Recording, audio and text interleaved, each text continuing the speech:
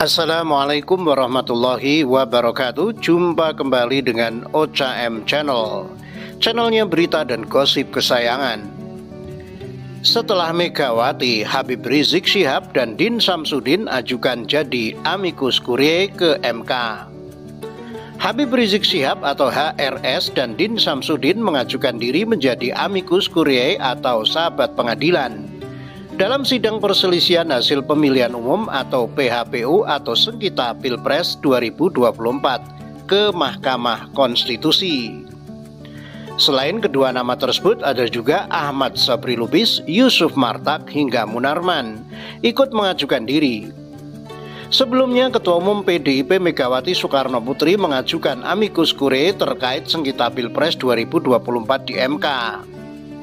Surat itu dibawa oleh Sekjen Hasto Kristianto dan Ketua PDIP Jarod Saiful Hidayat.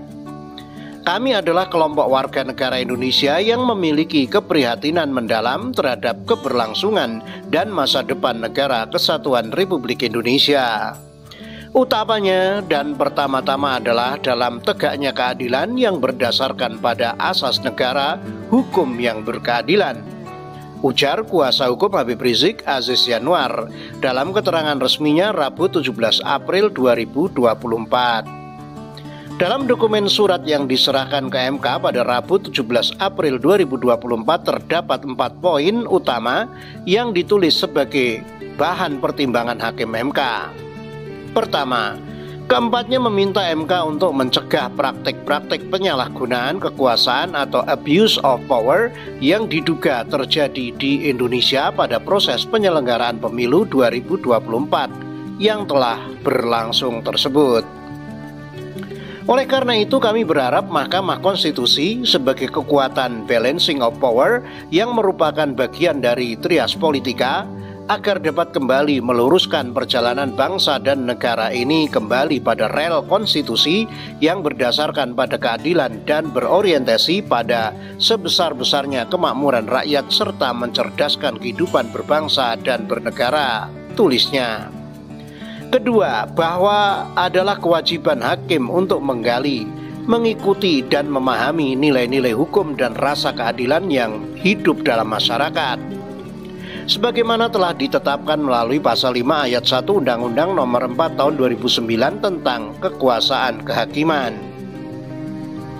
Hal ini berlaku untuk seluruh hakim di seluruh lingkup peradilan maupun tingkat pengadilan di Indonesia, termasuk Hakim Konstitusi MK yang mengadili perkara perselisihan hasil pemilihan umum presiden tahun 2024 dalam register perkara nomor 1 dan 2 PHPU Pres Strip Romawi 2011 2024. Untuk itu kami berharap agar Yang Mulia Hakim Konstitusi secara sungguh-sungguh menggunakan kewenangan yang diatur oleh konstitusi dan perundangan di bawahnya untuk mencapai tujuan hukum, yaitu berupa tegaknya keadilan dalam kehidupan bermasyarakat, berbangsa, dan bernegara, terjaminnya pelaksanaan dan penyelenggaraan negara yang berdasarkan etika dan tidak memberi ruang bagi terjadinya konflik of interest dalam penyelenggaraan negara di seluruh aspek, katanya.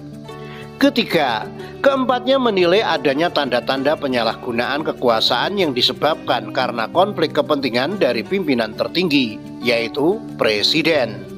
Adapun konflik kepentingan itu dilakukan melalui rekayasa peraturan perundangan dan manipulasi otoritas yang berada di tangan presiden, telah digunakan untuk mempengaruhi lembaga negara lainnya tanpa mendapat koreksi secara ketatanegaraan, bahwa putusan nomor 90 PUU Romawi 11 2023 Mahkamah Konstitusi yang telah menjadi pembuka kotak Pandora untuk dimulainya berbagai kerusakan pada berbagai sektor kehidupan berbangsa dan bernegara selanjutnya. Untuk itu adalah tepat kiranya secara kelembagaan negara, Mahkamah Konstitusi mengambil peran untuk meluruskan berbagai penyimpangan dan penyalahgunaan kekuasaan yang melenceng dari semangat reformasi, katanya. Poin keempat yaitu potensi terjadinya tindakan represif, diktator, otoriter, korupsi, kolusi, dan nepotisme di Indonesia. Hal itu dapat mengakibatkan struktural bangsa dan negara semakin jatuh. Kita semua telah mengalami betapa buruknya kehidupan berbangsa dan bernegara yang bersendikan otoritarianisme, diktatorisme, opresif, represif, korupsi, kolusi, dan nepotisme, serta dinasti politik yang mengakibatkan penyakit kebodohan struktural dan kemiskinan struktural yang sangat bertentangan dengan tujuan kehidupan berbangsa dan bernegara sebagaimana yang tertuang dalam alinea keempat pembukaan Undang-Undang Dasar 1945, ujar Habib Rizik dan kawan-kawan. Kami mendesak kepada Yang Mulia Hakim Konstitusi untuk mengembalikan kehidupan berbangsa dan bernegara kepada tujuan sebagaimana pembukaan Undang-Undang Dasar 1945, imbuhnya. Ada 22 amicus curiae sengketa Pilpres diterima MK, termasuk dari Megawati dan Habib Rizik. Tercatat sudah 22 pihak mengajukan diri menjadi amicus curiae atau sahabat pengadilan dan menyerahkan dokumen pendapatnya terkait perkara sengketa hasil Pilpres 2024 kepada Mahkamah Konstitusi atau MK. Dua diantaranya adalah Ketua Umum PDIP Megawati Soekarno Putri dan ex-pimpinan FPI Muhammad Rizik Syihab atau Habib Rizik. Juru bicara MK Fajar Laksono mengatakan jumlah pihak yang mengajukan diri menjadi amicus curiae kemungkinan akan terus bertambah hingga majelis hakim tuntas menggelar rapat permusyawaratan hakim atau RPH pembuatan putusan pada 21 April 2024. Menurutnya ini kali pertama amicus curiae muncul dalam sidang sengketa hasil Pilpres. Dia memastikan kesekretariatan MK menyerahkan semua dokumen pendapat sahabat pengadilan itu kepada majelis hakim yang mengadili perkara sengketa Pilpres 2024. Amicus curiae dari perorangan, dari kelompok, dari lembaga, dari kampus semuanya kita serahkan kepada Majelis Hakim Konstitusi, kata Fajar kepada wartawan di Gedung MK Jakarta Pusat Rabu 17 April 2024. Namun Fajar mengaku tidak tahu apakah pendapat sahabat pengadilan itu berpengaruh terhadap putusan majelis hakim. Dia menegaskan 8 hakim konstitusi lah yang punya otoritas untuk menentukan apakah puluhan pendapat sahabat pengadilan itu dipertimbangkan atau tidak dalam proses pembuatan keputusan. Berikut daftar 22 pihak yang telah mengajukan diri menjadi amicus curiae ke MK per Rabu 17 April 2024. 1. Brawijaya, Barisan Kebenaran untuk Demokrasi. 2. Tim Pembela Demokrasi Indonesia atau TPDI. 3. Aliansi Akademisi dan Masyarakat Sipil. 4. Busro Mukodas, Saud Situmorang, Ferry Amsari, Usman Hamid, Abraham Samad, dan lain-lain. 5. Organisasi Mahasiswa UGM, Unpad, Undip, Airlangga. 6. Megawati Soekarno Putri dan Hasto Kristianto. 7. Forum Advokat Muda Indonesia atau FAMI. 8. Yayasan Advokasi Hak Konstitusional Indonesia atau YAKIN. 9. Aliansi Penegak Demokrasi Indonesia atau APDI. 10. Amicus Stefanus Hendrianto. 11. Indonesia American Lawyers Association. 12. Reza Indragiri Amril. 13. Panji R. Rahadianoto. 14. Komunitas Cinta Pemilu Jujur dan Adil KCP Jurdil. 15.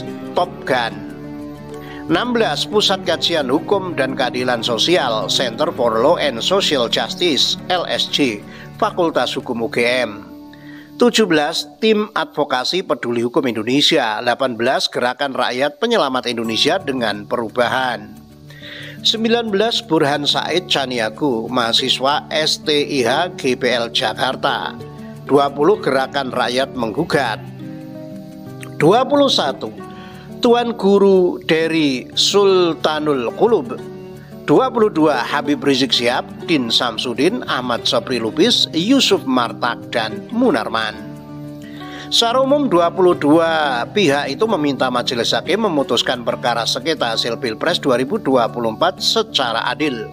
Habib Rizik dan kawan-kawan misalnya mengimbau majelis hakim MK untuk membuat keputusan yang mengedepankan kepentingan rakyat, bangsa, dan negara, bukan kepentingan golongan, apalagi keluarga. Mereka juga mengkritik putusan MK nomor 90 yang membukakan jalan bagi Gibran Rakabuming Raka menjadi cawapres meski belum berusia 40 tahun. Kami mendesak kepada Yang Mulia Hakim Konstitusi untuk mengembalikan kehidupan berbangsa dan bernegara kepada tujuan sebagaimana pembukaan UUD 1945. Ucap Habib Rizik dan kawan kalam dalam dokumen pendapatnya yang diserahkan ke MK Rabu. Juru bicara MK Fajar Laksono mengatakan hanya dokumen pendapat amicus curiae yang diserahkan sebelum Selasa 16 April 2024 pukul 16.00 WIB yang dipertimbangkan oleh Majelis Hakim dalam rapat permusyawaratan hakim RPH pembuatan putusan. Ketentuan tersebut merupakan perintah langsung dari Majelis Hakim perkara sengketa hasil Pilpres 2024. Amicus curiae yang akan dipertimbangkan itu adalah amicus curiae yang diterima MK terakhir tanggal 16 April pukul 16.00 WIB, kata Fajar kepada wartawan di gedung MK Rabu 17 April 2024. Bagaimana menurut para sahabat sekalian? Demikian, wassalamualaikum warahmatullahi wabarakatuh.